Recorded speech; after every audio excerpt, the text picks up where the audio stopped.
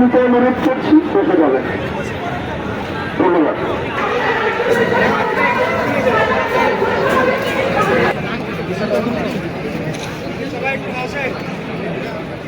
জানিয়ে রাখলাম, প্রশাসনের দায়িত্ব, মিডিয়ার দায়িত্ব এটাকে খুঁজে বের করা এবং এখানে বিভিন্ন আন্দোলনে যারা স্যাবোটেজ করবেন তাদের ব্যাপারে সাধারণ ছাত্রদেরকে বলতে চাই, স্যাবোটেজকারীদেরকে আলাদা করেন। আপনাদের ন্যায্য দাবি সরকার শুনতে রাজি।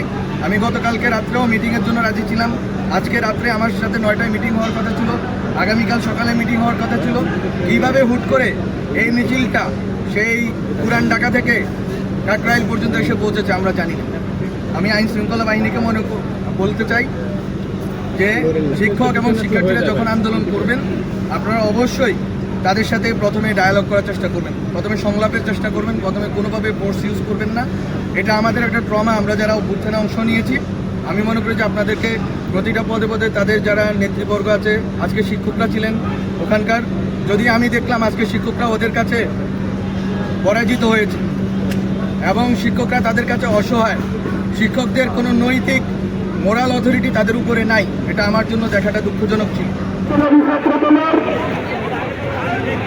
একটি বিশেষ স্কাইটি থাকায় ওনারা এখন স্কাইটি